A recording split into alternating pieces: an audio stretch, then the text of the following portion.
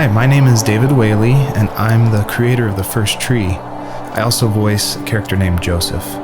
So I just wanted to introduce you to this commentary mode, tell you that you can find interesting things about how I made this game by touching the speech bubbles you see in the world. So I hope you enjoy it.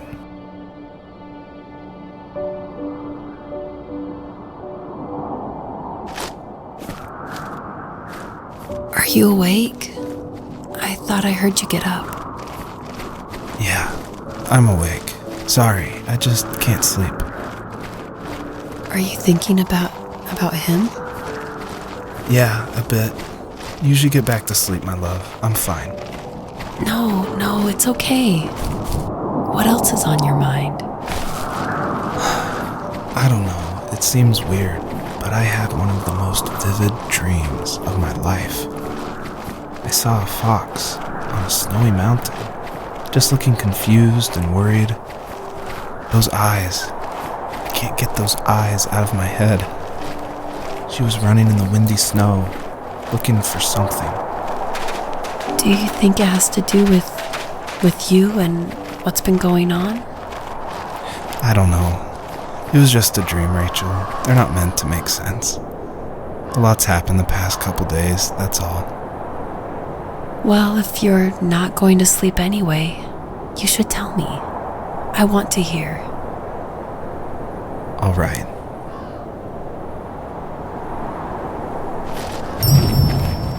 So it's usually at this point where people say something like, "This is not the kind of game I was expecting."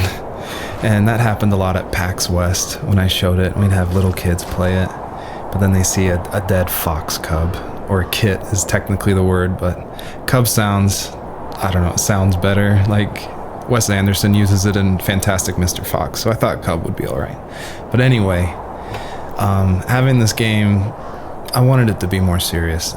This game's based on dealing with the death of my father, which was the hardest thing that's ever happened to me and my family. But I don't want to talk about it here, and I didn't want to talk about it with anybody really to this day still. It's very personal. And that's why I made this game. That's exactly the reason. Because I wanted to get those feelings out and communicate with people without talking about it. And so that's what The First Tree is. It's me dealing with my feelings, and it was a personal project, and it was just me, and it actually, I'm really glad I made it, but it wasn't easy to make, I guess is what I'm saying.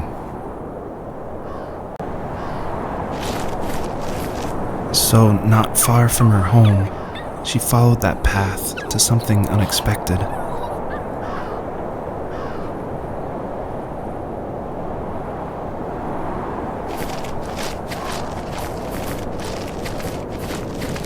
She couldn't stay, though. She had to find her other 2 children. So she took that path. She followed it towards something ancient. Something with answers.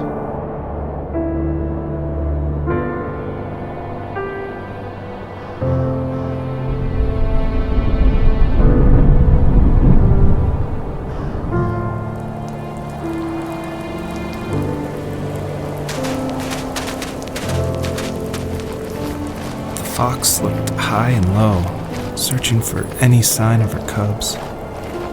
Points of light showed the way to this ancient tree. It was as if each one had a story to tell, all their own. The land was trying to tell my story, too. I felt like I was right behind her the whole time.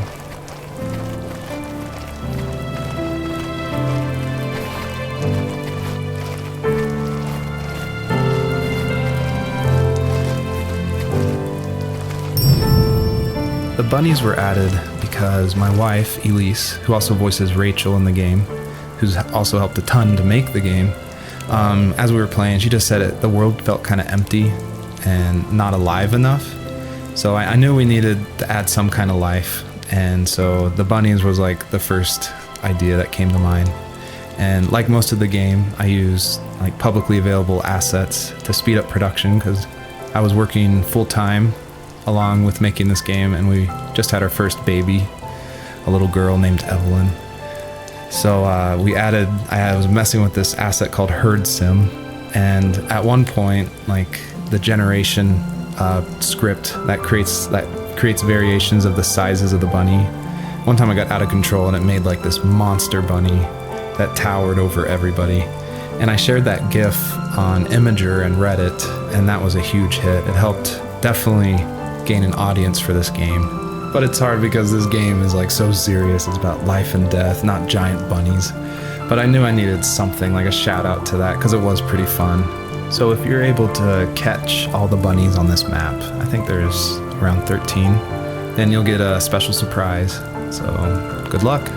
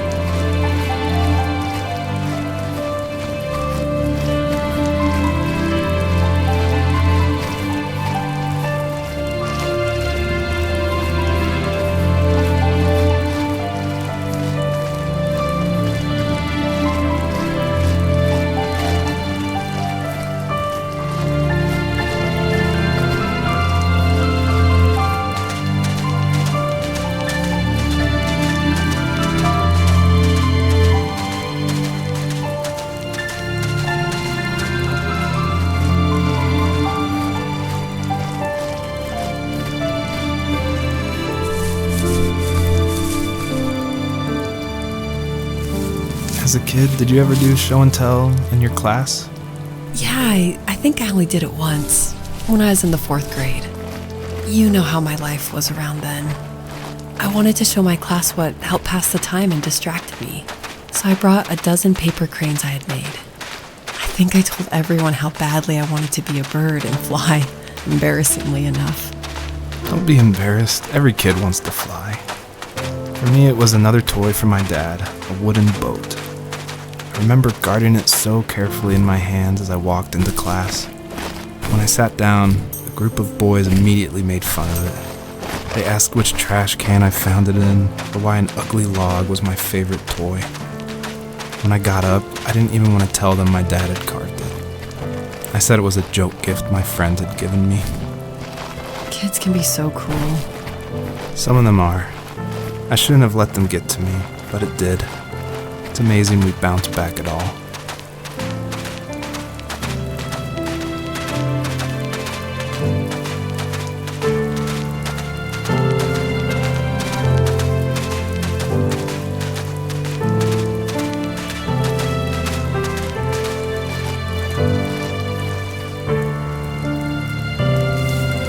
you remember what my dad did for a living? Wasn't he like a lumberjack? That's one way of putting it. If wood was a canvas, then a carving knife was his paintbrush. Even after working a 50-hour week, even after his hands were more splinters than skin, he would bring home the nicest piece of Alaskan weeping cedar and make me toys. That wooden train was the first toy I can remember, and I loved it. I just knew from a young age I was going to be a lumberjack, like my father.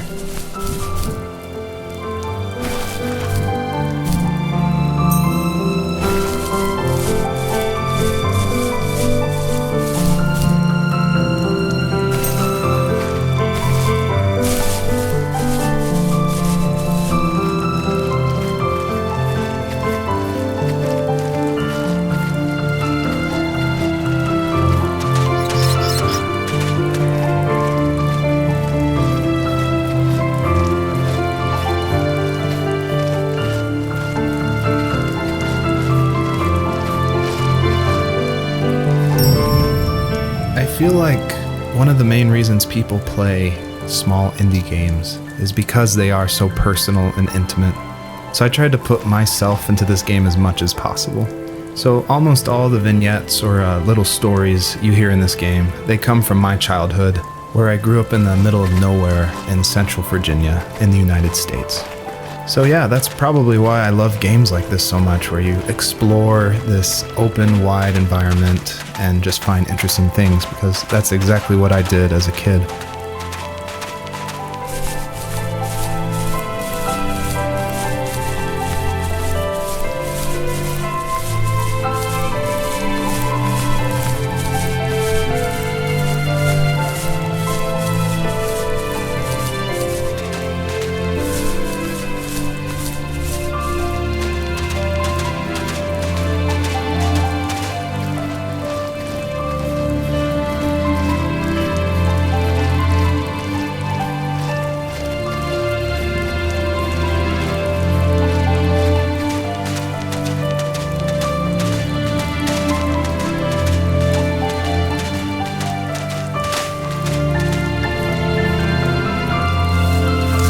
Those kids would leave me alone, but somehow they could tell I was different.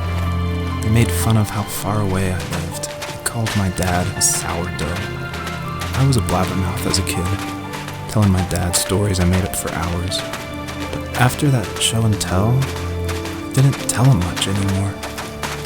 He didn't know exactly what was wrong, but his best guess was that the toys he carved weren't cool enough. He carved me a tank and tried to tell me what it was like to be in a real tank as a serviceman. I didn't know your dad was in the military. Yeah, in the army. The sad thing is that I'd pretty much forgotten until just now. There's so much I still don't know about him. I'm sorry. He knows how much you love him. You're going to see him again soon and have some closure, I'm sure.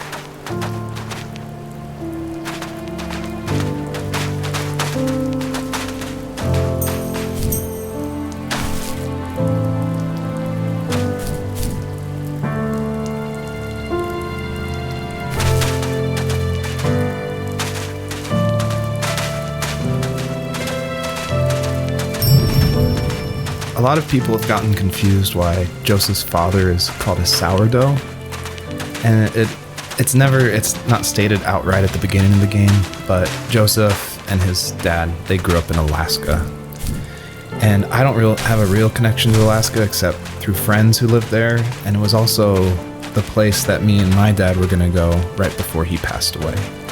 But I love the idea of Alaska being like this beautiful solitary place. But anyway, what that has to do with sourdough is it's an Alaskan slang term about like someone who lives in the backwoods, like a redneck in Alaska. So I thought that was just to put some authenticity into the game, I added that word.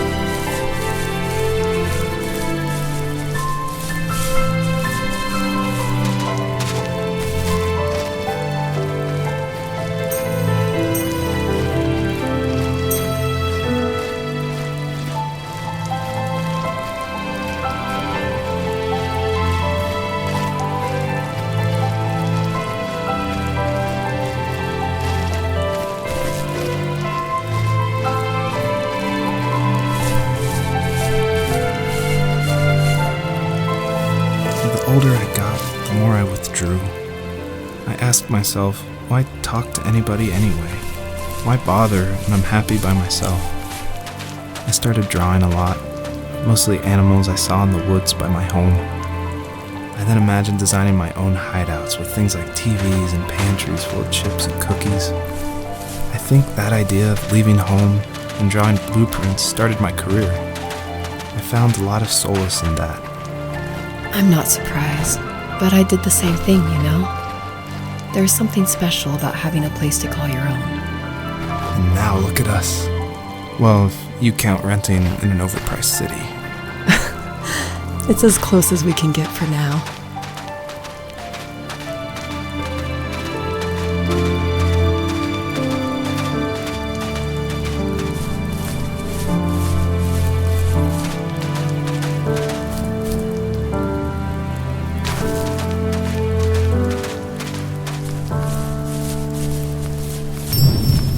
I thought it was important to say that, yes, I actually did draw this with crayons. And it was just funny to me one day that I was like, I'm working on my game, and I pulled out my little 1-year-old's like crayon set to draw this item for this game. I just realized just now that I probably threw away the original. I probably should have kept it and given it away to somebody, but oh well.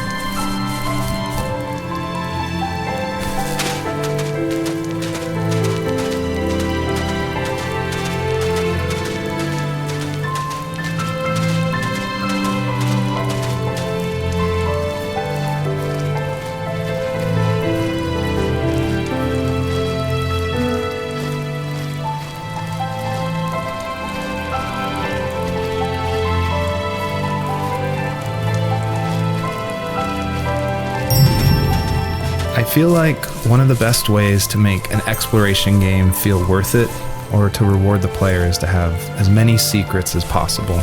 Like some of my favorite games like Dear Esther and Gone Home and Firewatch. I love those story-driven games. And they're kind of like these mystery boxes where if you put in a lot of effort, if you look closely, the world reveals itself to you better. So there are like secrets in the first tree. See if you can find one of these hidden items by digging around in these unmarked spots around this area.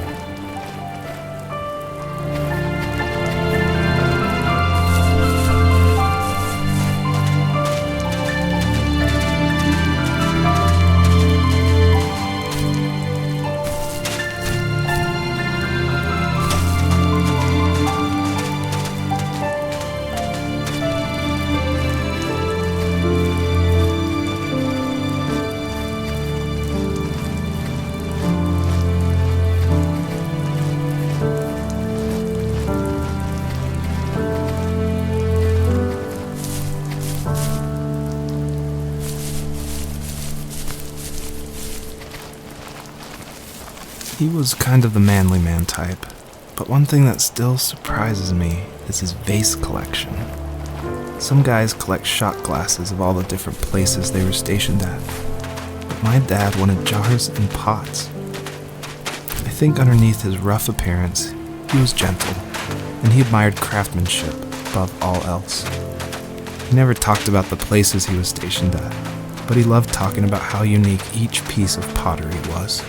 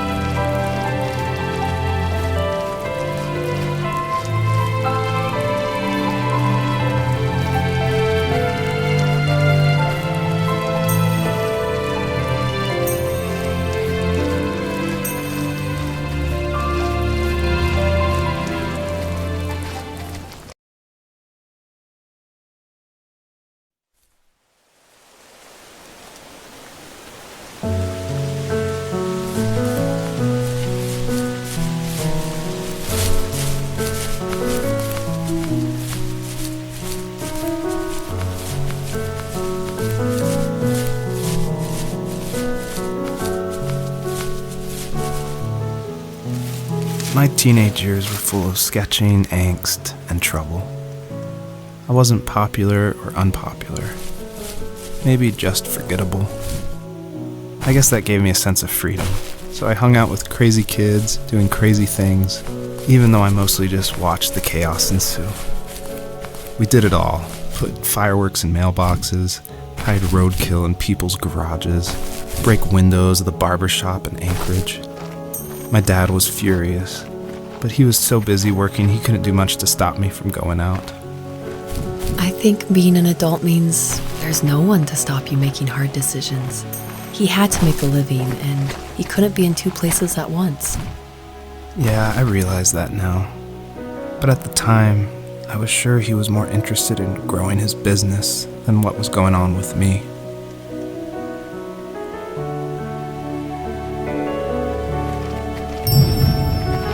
This is the level that I showed at PAX West, which was a crazy dream come true that this hobby project was being shown next to all these amazing indie games.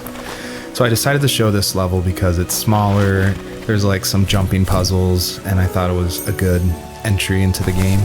But the one thing I can't seem to forget is right before we opened to the public, there was an indie dev superstar. Like, you've definitely heard of his games, and I was like terrified. He wanted to try it out. So I said, of course, like, please give me your feedback. And he was super nice, super talented, of course. But this embarrassing bug happened, which I'd never seen before in my life, where when he dug the item up, he jumped right after, and it created the dust cloud to permanently be on the rest of the level. It wouldn't turn off. So it looked like this fart cloud following the fox as it just kept running with this beautiful music and serious voiceover. And it was horrible. I think about that every time I look at this level. But, you know, I was able to fix it, so I'm glad someone could at least find that bug.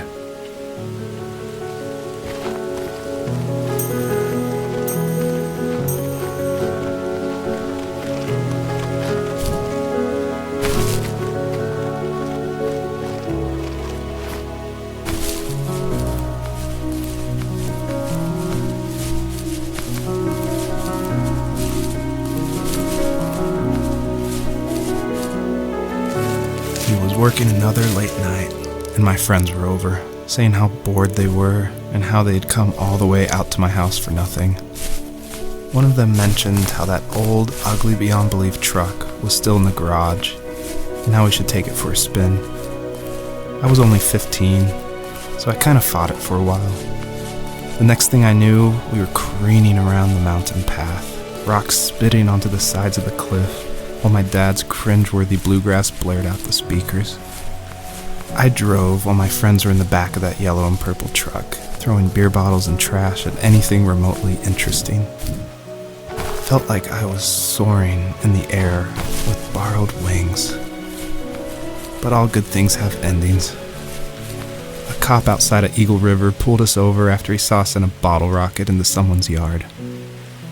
What followed was a long night of talking to disappointed adults and feeling smaller than ever. I always wanted this game to be very meditative and relaxing, but I know there's a balance between keeping the player's interest. So I added this butterfly jumping mechanic just to like spice things up.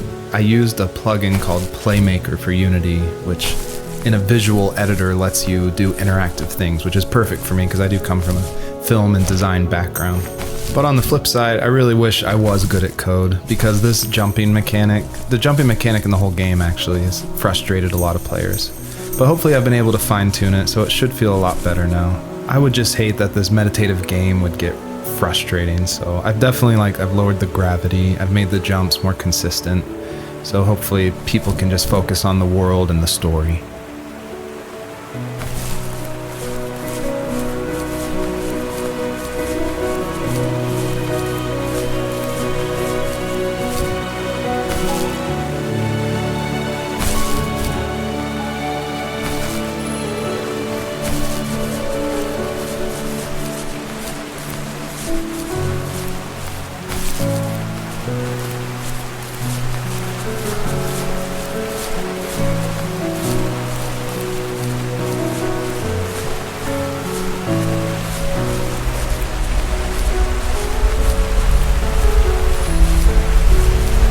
My friends would laugh about that night and talk about how crazy it was, and I laughed along, pretending it didn't bother me. But it did. I imagined my friends growing old in the bush and able to find that thrill in those godforsaken ice fields. It's like those mountains were a literal wall keeping me from leaving, where all I would have to look forward to are lumber yards and evening beers. I had to climb over. That was my only goal for a long time.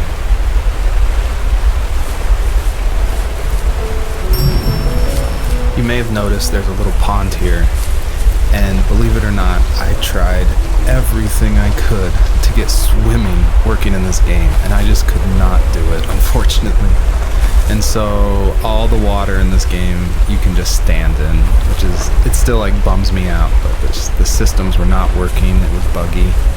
So I just had to throw it out, which you know, I think it's okay. Like, I wish it was there, but again, the focus of this game is on the story.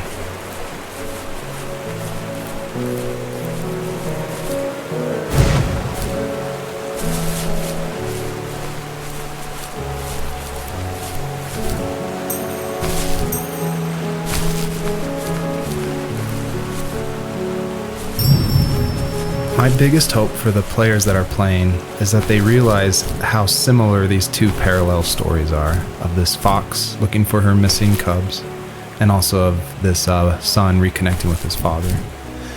And so I try to add little touches in the voiceover and in the environment to help draw those parallels, even if they seem totally dissimilar. A big example is the truck, for instance, that Joseph grew up with. It's purple and yellow like the butterflies for this fox. So I tried to add as many touches like that throughout the story as possible. After he drove me home from the police station, I blew up at him, saying how I never wanted to be like him, how I was going to be someone and leave that hick icebox for good. He just looked forward at the road with tired eyes. I took out that bluegrass tape from the cassette deck and chucked it out the window. In my sage teenage wisdom, I thought I had proved the ultimate point. But my dad had a different idea. He slammed the brakes, slowly bowed his head while gripping the steering wheel, and finally looked at me. All he said, like it was a polite request, was, "Make this right." I sat there in silence, fuming, but I eventually got out and combed every square inch of the woods, muttering profanity after profanity. I found it 30 minutes later, near a small waterfall off the road. I went back to the truck, put the wet tape back in, and sure enough it worked. We didn't speak another word to each other the rest of the night. Wow, I knew you were a crazy teenager, but... It's hard to believe, isn't it? It surprises me too. It's like I didn't really know who that kid was back then. I bet my dad thought the same thing over and over. It's almost like he was saying, "Make this right," to himself, more than to me.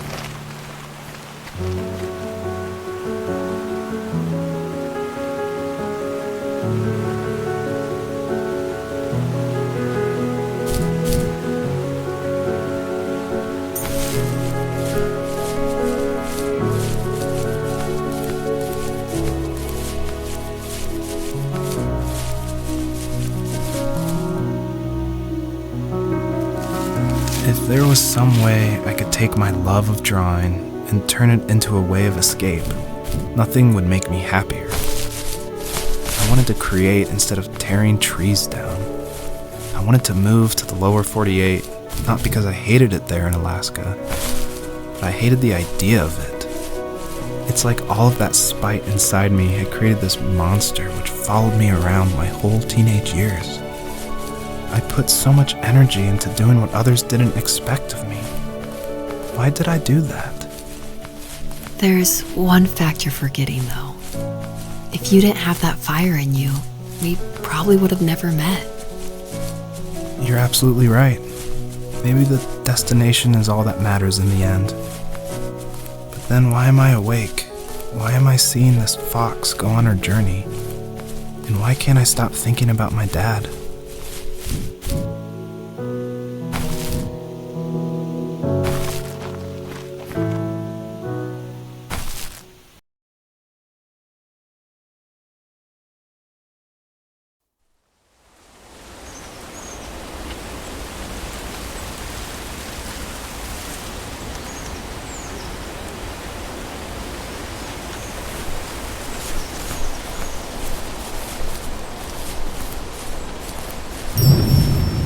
I did want to do something a little different with this level. I wanted it to be more open world feel, and that there was something blocking your progress, so it did encourage people to look closely and see how to unlock this blocked way.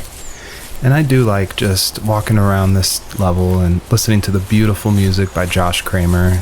His work really sets the mood for the whole game.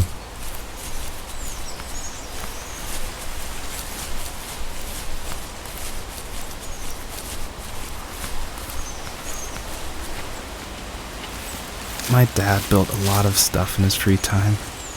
If he wasn't watching fly fishing or reading Tom Clancy novels, he was carving something.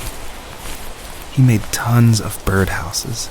Not that he was into bird watching, but I think he really missed working and adding on to the home. If he couldn't afford the time to build onto our own house, he would have to settle with watching birds move into their little homes. We kept an old mattress in the bed of that ugly yellow truck, so we would drive it deep into the woods and then watch the birds fly into their houses while the sun set.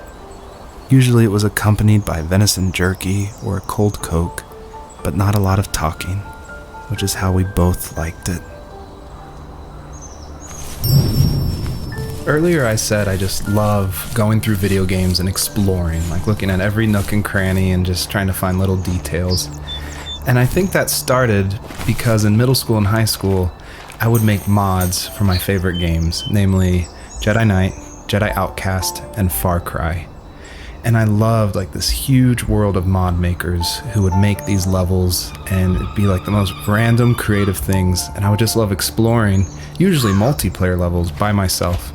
So even though I went to college for film, before that, like before high school, I was making video games and mods, and it was my favorite thing in the world. I made a ton of different levels. I made an abandoned space hotel with a dance floor and cafeteria. I made a haunted campground with cabins and tents. I made this whole city with like the first ever day-night cycle with running showers and stuff in the hotel and the apartment buildings. And I just loved making those mods, and I think that carries over to my game, The First Tree, and also the one before that, Home is Where One Starts, which is it's exploration. You're just looking around and appreciating the details.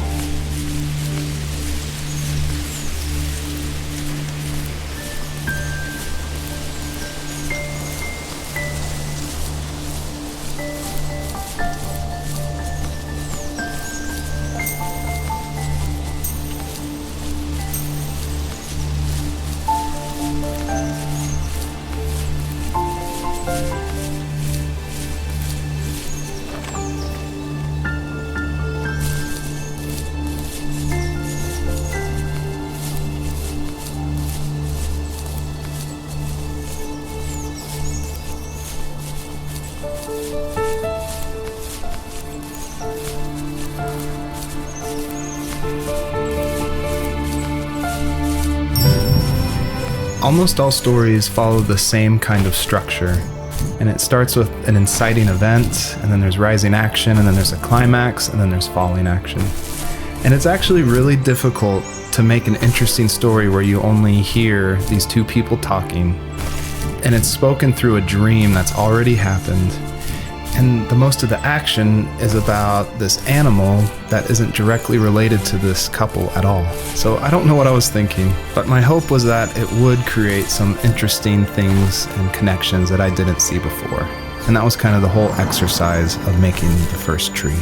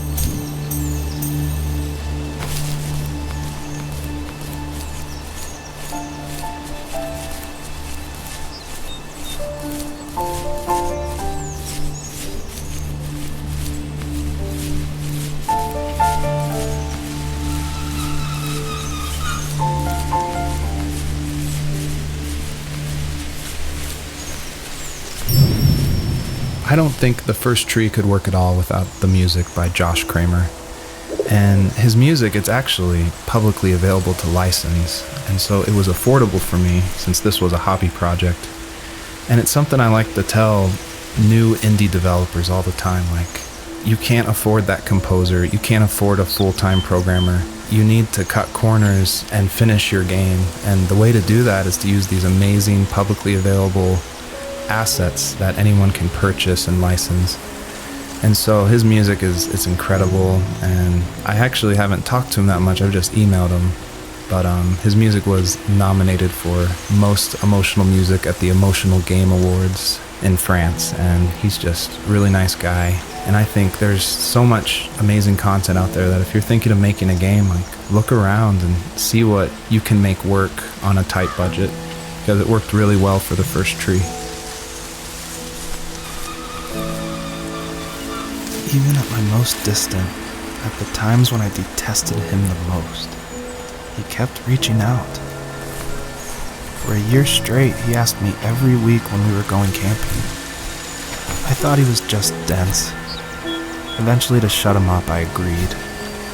We carried out the worn lawn chairs from the garage and set up a cinder block campfire at the site we had always used behind the house. We walked down the mountain path, talking in the warm sunshine we only got a couple months of the year. Those 3 obsidian rocks shimmered alongside the shore, almost like sparklers pressed against a dark window. I'll never forget that wet stone on my feet, or how those massive mountains looked even bigger in the lake's reflection. I felt small, but grateful. As the sun set, my dad found something I hadn't seen for a long time. The tree where I'd made my first carving when I was 6. I hadn't even carved it. My dad had helped me, but I still called it my tree. Something about seeing my name there made me open up, and we talked about everything that night in that old camouflage tent. I told him how much I love sketching and design, and how it would be a dream to study architecture in Seattle. I told him how I didn't get along with my friends much anymore, but that I didn't mind being alone. He told me he was there for me, and he joked that if all he had to do was write my name on a tree to finally get me to talk, he would have left me carved logs with novels on them in front of my room every morning. I don't know why it took me that long to realize it, but it was then I knew how much he had sacrificed for me.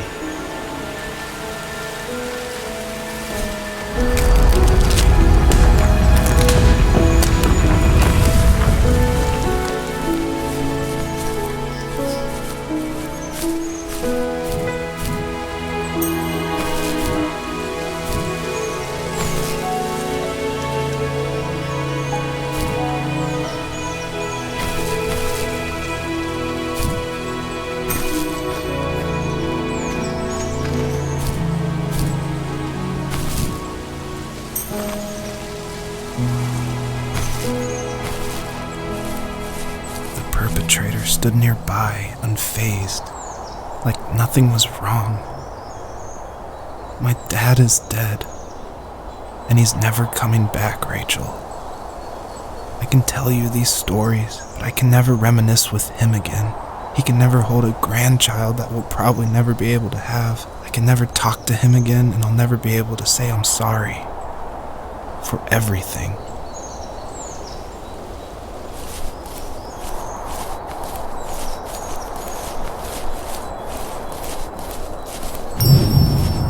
It was really important to me that the wolf in this story that takes the fox's cubs, that it wasn't explained at all. Like, it's just this entity that's in the background. And of course, it's supposed to represent something bigger than a wolf or even the fox. It's supposed to represent like the specter of death.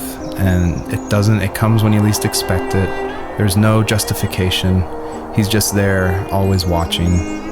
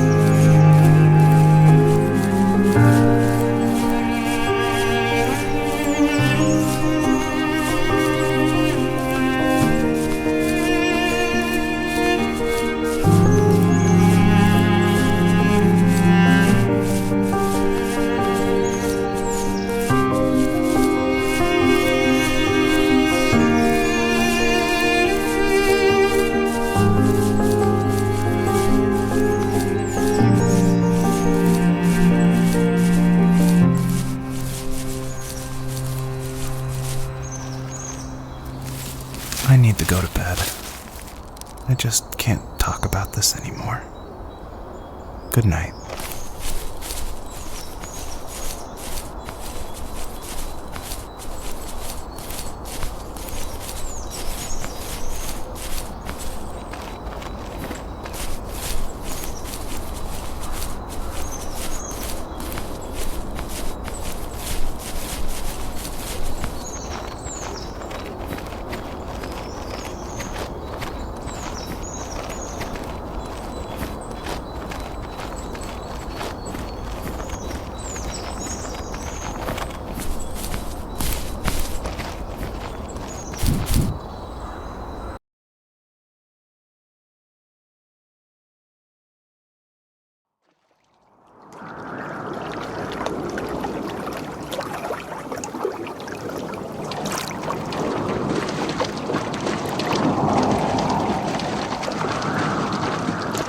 Joseph, you can't go to sleep feeling like this. I'm sorry for everything, and I know you need space, but I'm here for you.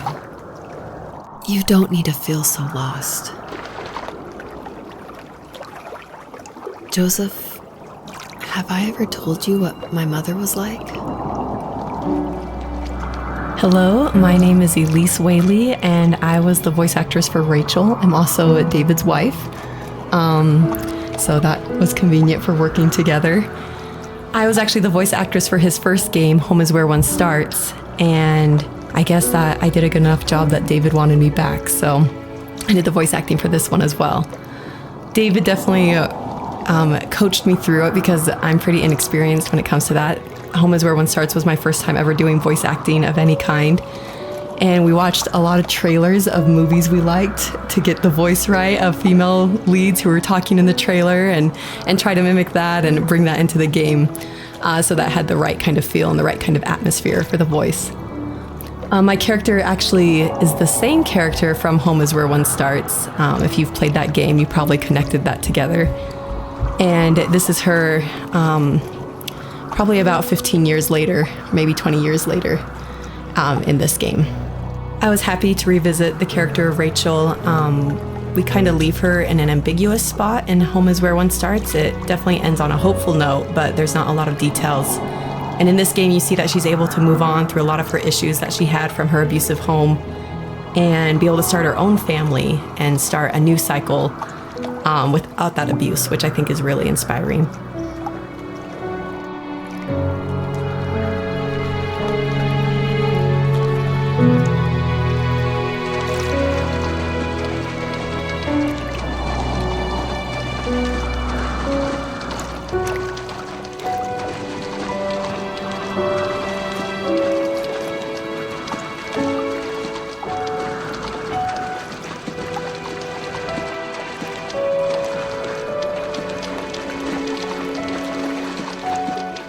You know what it's like not to have a mom at home.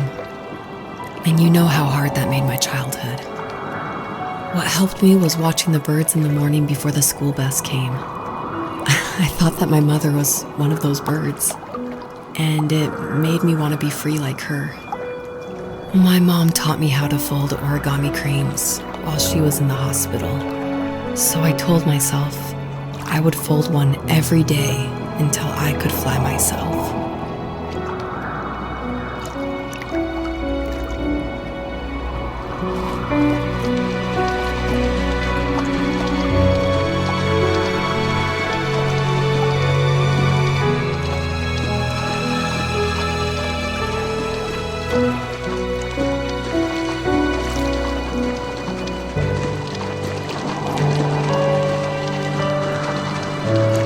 I think we both have always loved animals, and for me that love started with a dog.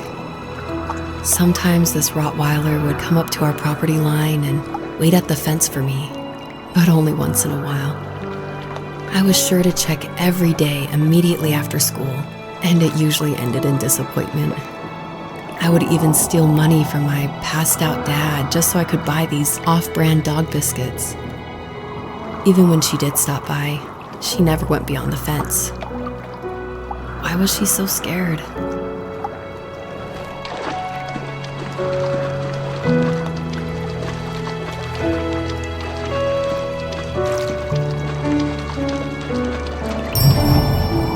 So it's always interesting working with your spouse because, especially on a creative project, because they want your feedback, but it's something that's also dear to their heart and they're dear to your heart, and you definitely don't want to hurt their feelings. So I was a little nervous when David asked me, he had finally finished writing the script, and he asked me to go over it and see what I thought. And I had minored in English. I majored in art, but I minored in English, so I felt like I had a little bit of experience. But I was definitely like a little scared because you don't want to be too harsh, but you also want to be honest. And it was the biggest relief when I read the script, and I was like, oh, good. My husband's a good writer. I don't have to change that much about this, just a few like grammatical things. And that was just like the biggest relief for me because it can be a tricky balance working with your spouse and making sure that honesty is there, but also that love and the support is there as well.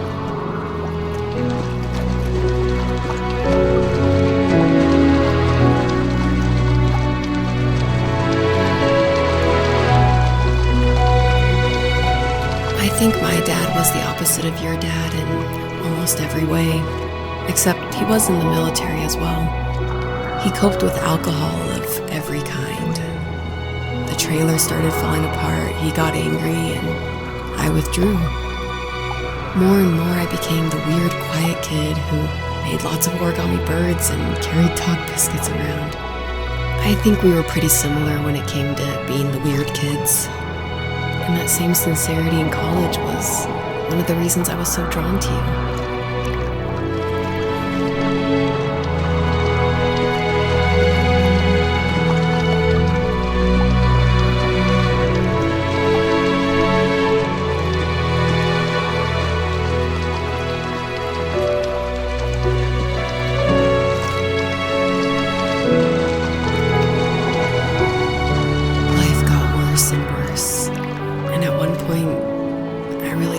Survive another day with my soul still intact. I had no real friends, let alone neighbors, since we lived in the middle of nowhere. I should have talked to my teacher, but I was scared what he would do if he found out. As I waited for the school bus one morning, I walked around until I found something in an abandoned shed. Something I can't put into words. So we're talking about homes where one starts a lot. So if you haven't played that game, maybe this doesn't make as much sense, or maybe this is a little plug that you should go play it. But in that game, it actually features one of my artworks. I work as an artist and paper cutting, actually. And David used one of my artworks as a graffitied stencil in Home is Where One Starts that's against the wall of this shack. And it actually shows up again in the first tree, just a fragment of it. The first tree, the title actually comes from one of my artworks that I made back in 2015, I want to say. And I made this artwork while I was pregnant with our first child. And it had a lot of meaning for me, and David actually helped me come up with the title. And he asked, because I was really struggling, I was like, I have no idea what to call this, and I always go to David for title ideas and to bounce ideas off of him, and that's like the only way I can ever come up with a title is by talking with him. So we were talking back and forth and looking at this artwork, and he said, well, what kind of like movies or shows were you watching while you're making the artwork? Because my work's pretty tedious, so sometimes I'll watch a show or do some Netflix binging while I'm creating it. And I was like, oh, I actually watched Tree of Life a ton. And then we're like, Tree of Life. And we started thinking more about that, and then arrived at the first tree. So it started off as one of my artworks and then became a part of David's art, which I think is really cool that we were able to share that title.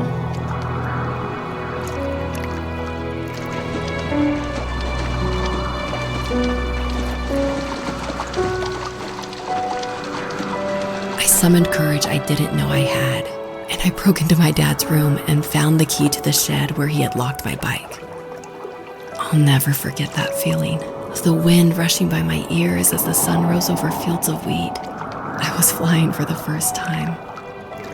I biked as far as my legs could take me until I found a house that felt friendly, and that felt like home. Those strangers helped me in so many ways. And if it wasn't for them, I wouldn't have found my foster family. And if it wasn't for my parents, I wouldn't have met you.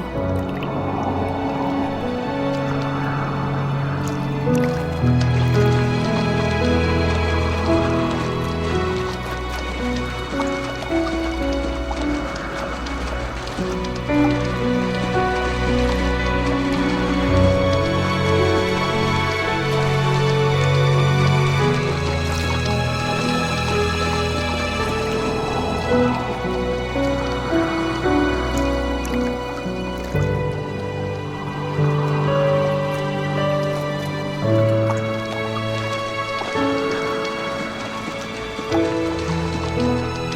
have strength, Joseph, and you're not as alone as you think. It's all just so pointless. Just waiting for life to happen. It's like having the home I always wanted is cursed out of my reach. The thought of being a parent myself. How could I do that when I couldn't even be a good son? I'm sorry. I know what you're saying. I just don't know how things will work out. These quiet hours will turn into years. We'll wonder which roads passed us by. Then we'll forge a new road together. Besides, I discovered for myself that one fateful morning where any hopeful road leads to. There may be thorns and mist, but it always leads to the same thing. And what's that? Family. I'm so glad that you're part of my family, Rachel. And I'm glad you're part of mine.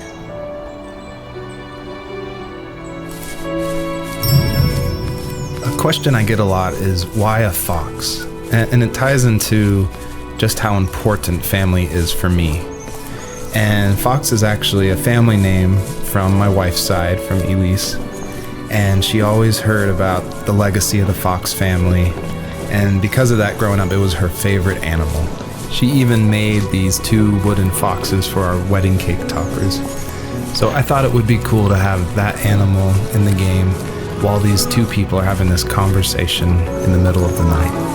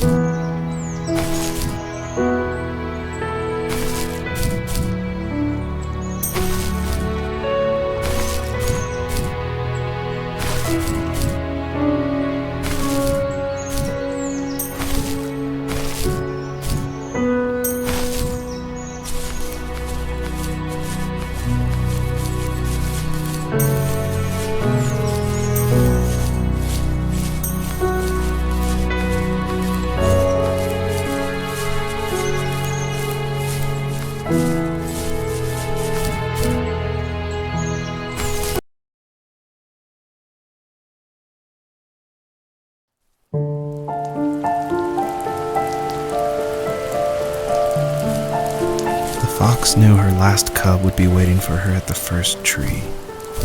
She was almost there. The rain cascaded onto the jade valley where the entrance to the tree was. Life was protected there, because that's where life began. It was now only a mother and a daughter left. Items from my life still dotted the ground as she moved closer to her destination and destiny.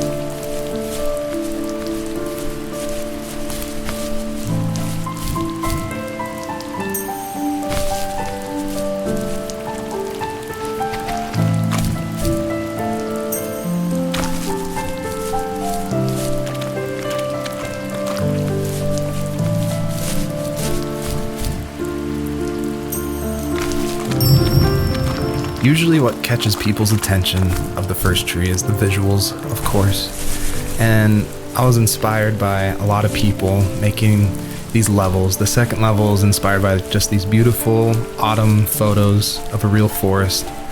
And this level, the Jade Valley, is inspired by the artwork of Heather Penn, who did the Overland games.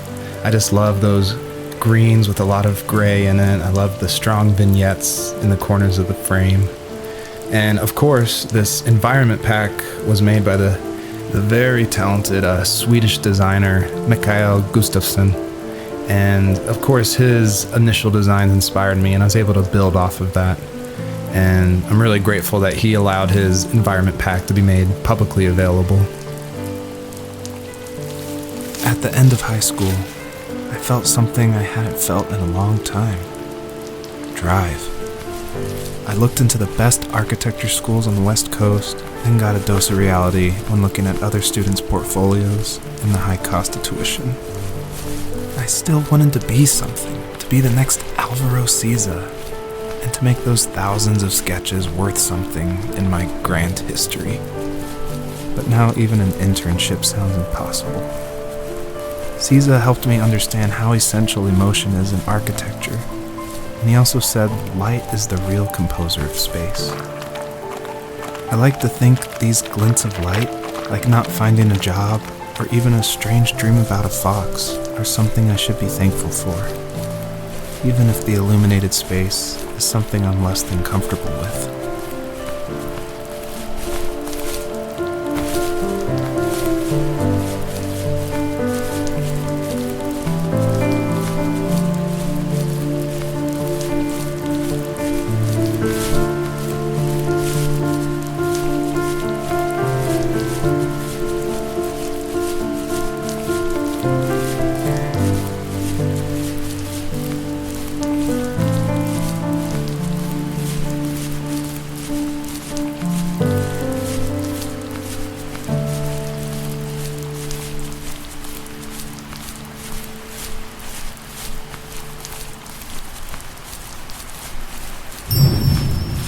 By now you've probably caught on to some of the themes I love to explore in these stories.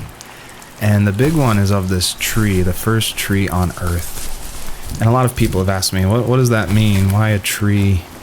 And basically it boils down to this delicate balance between nature and its relationship with life and death. And I love these stories where they put like these microscopic relationships, like something of like a father and a son, and juxtapose it next to this epic story of like the creation of the universe and the first tree on Earth, and how they can be equally as important, because in my mind, like, my family is as important as like the creation of the Earth. And it reminds me of like some of the stories I love, like The Road by Cormac McCarthy, or The Tree of Life by Terrence Malick. Basically, I wanted to make sure the player felt that there was a higher power than themselves, and that there was something watching over them as they went through this story. My dad was super supportive with my college plans. To a point. Things were okay until this terrible accident happened. I guess a forklift flipped over due to a bad axle, and it crushed one of the workers there. My dad didn't eat for days, even though he wasn't directly involved. It devastated him. Not only did it hurt the business, but it just freaked him out. He would talk in his sleep, muttering things about firing people and saying sorry. One fateful day he approached me, said that since my school search wasn't going well, I should finally be a man and take over the family business. He said one day he was going to die, and that all of his work, sacrifice, and even that man's life would be wasted in vain. I just lost it. Teenage me just exploded at the thought. I screwed up. I said things I shouldn't have.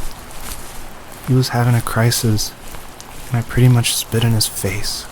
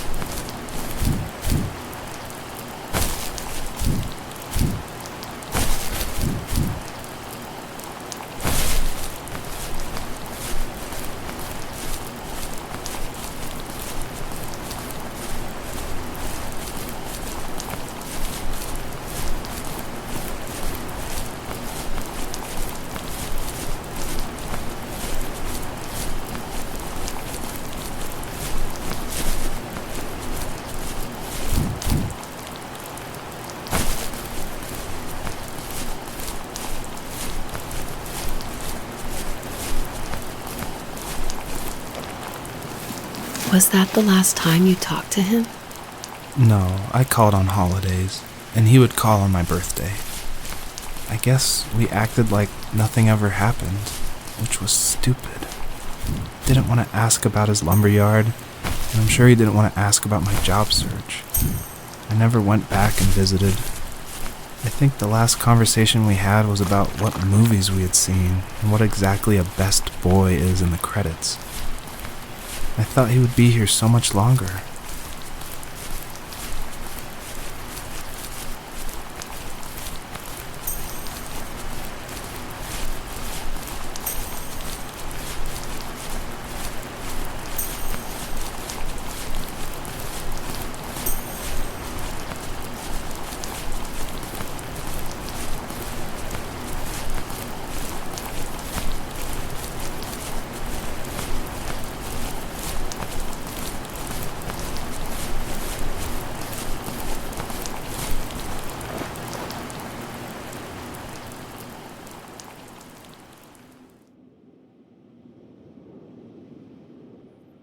In the distance, the first tree illuminated the wasteland.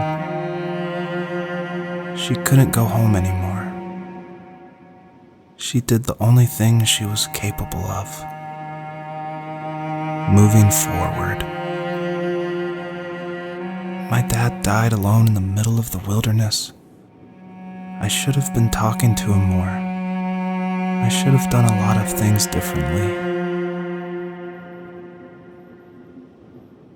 If the first tree on earth brought life with it, if it taught the birds to sing and fly and showed saplings how to grow,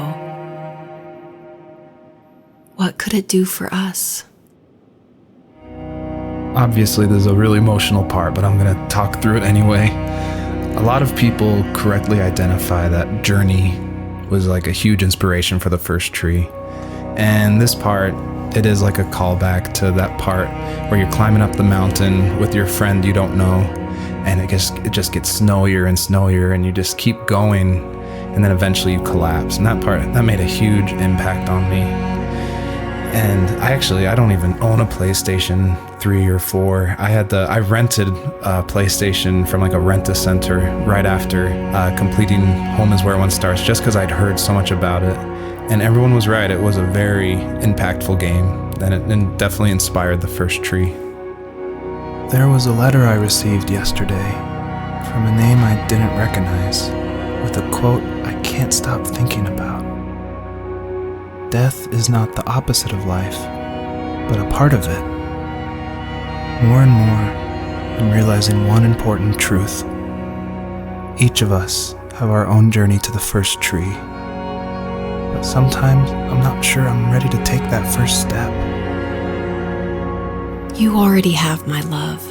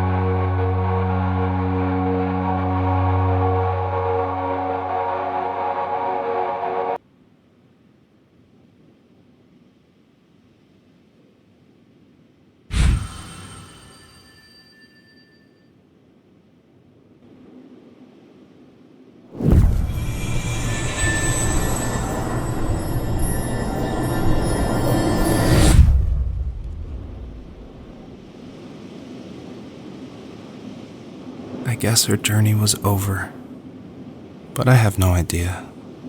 It was only a dream, a distraction from tomorrow. I don't think dreams normally bring back to memory so many important feelings.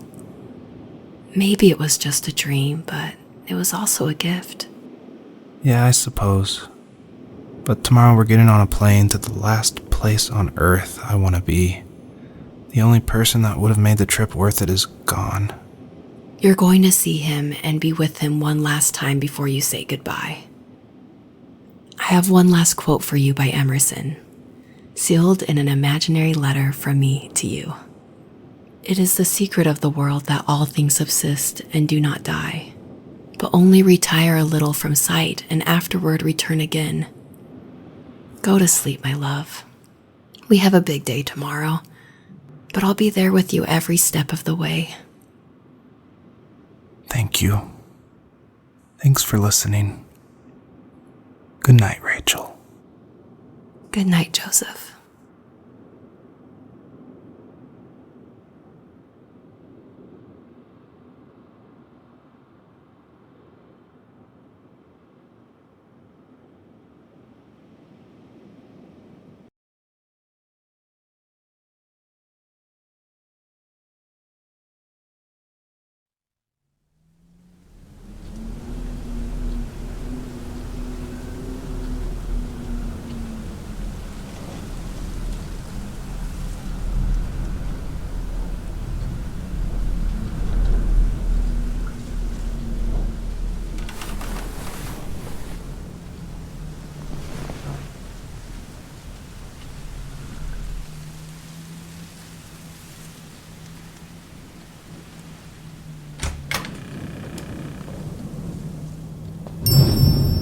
you're probably thinking, what is going on?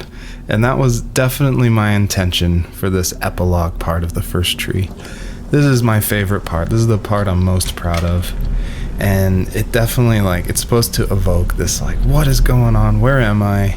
I was not expecting this. When I was marketing and blogging about making the game, I never showed anyone this part. I never told anyone. I never shared screenshots. I wanted it to be a complete surprise. And I also wanted it to feel a little creepy because it's totally inspired by those nights where you wake up in the middle of the night and you can just hear the sound of the wind outside the house and you can't sleep. So you walk around in this like twilight stupor. And I would say the whole first part of this game where you play as the fox, its whole purpose is to set up for this conclusion. So yeah, I would encourage you to look around and see how many things you recognize from the earlier part of the game. I tried hard to foreshadow this epilogue just because I wanted it to be a surprise, but I didn't want it to feel too out of place that it would be humorous.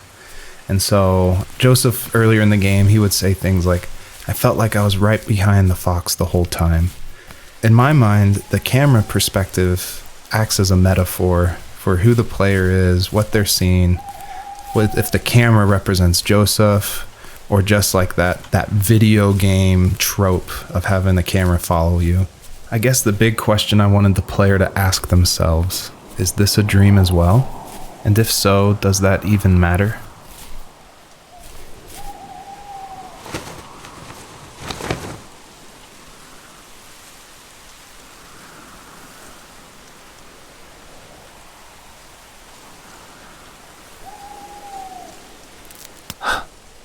What the hell?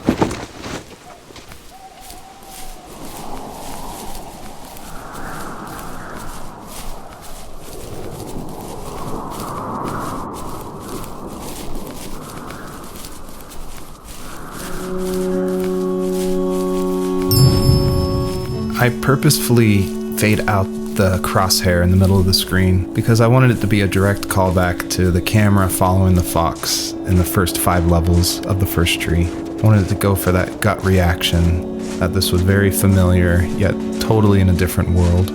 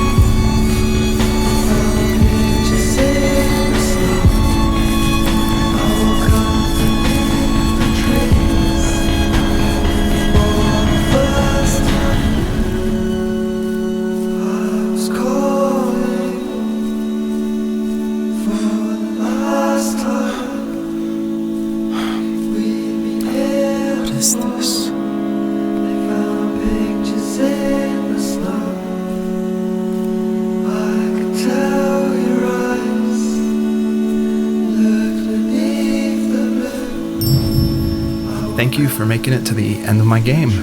And I hope you enjoy the personalized message that is featured on the trunk of this tree.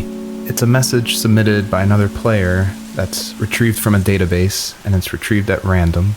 And I did this because I wanted people, even if they feel alone through trials of death, that there is a community, an invisible community supporting each other. So thanks for playing.